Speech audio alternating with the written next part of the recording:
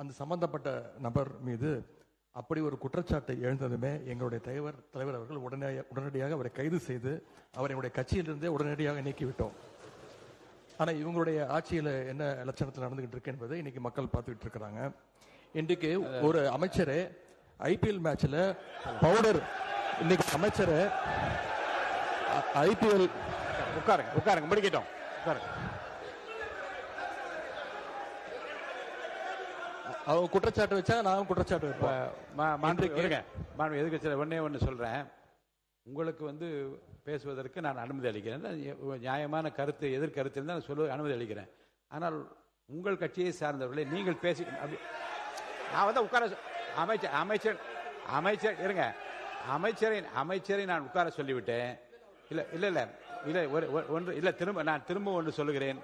ஒரு கட்சியை சார்ந்த ஒரு நீங்க என்ன மாநில உறுப்பினர் ஆஸ்டின், நீங்க அவருக்காக உங்க எதிர்கட்சி தலைவருக்காக பேசுறீங்களா? உட்காருங்க. நீங்க அவர் தான் உட்கார சொல்லிட்டேன்ல, நீங்க பேசக்கூடாது. உட்காருங்க.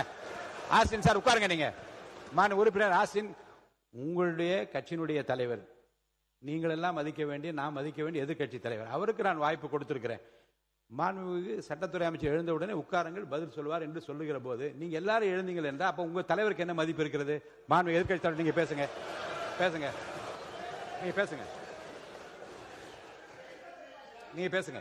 பேரவைத் தலைவர்களே, ஒரு அமைச்சரே ஐபிஎல் மேட்ச்ல பவுடர் நுணுக்கிட்டு மாத்திரை நுணுக்குன்னு கதை விட்டாரு. அவர்கிட்ட உங்களுடைய காவல்துறை ஏதாவது விசாரணை நடத்துச்சா? அவர் மேல ஏதாவது நடவடிக்கை எடுத்திருக்கீங்களா? அது மட்டும் இல்ல, சமீப காலமா ஆளுங்கட்சியை சேர்ந்த பலர் போதைப் பொருள் வழக்குல தொடர்ந்து கைது செய்யப்பட்டு வருகிறார். நீங்க இதுக்குரிய ஆதாரங்கள்லாம் நீங்க இல்லாம நீங்க பேசக்கூடாது.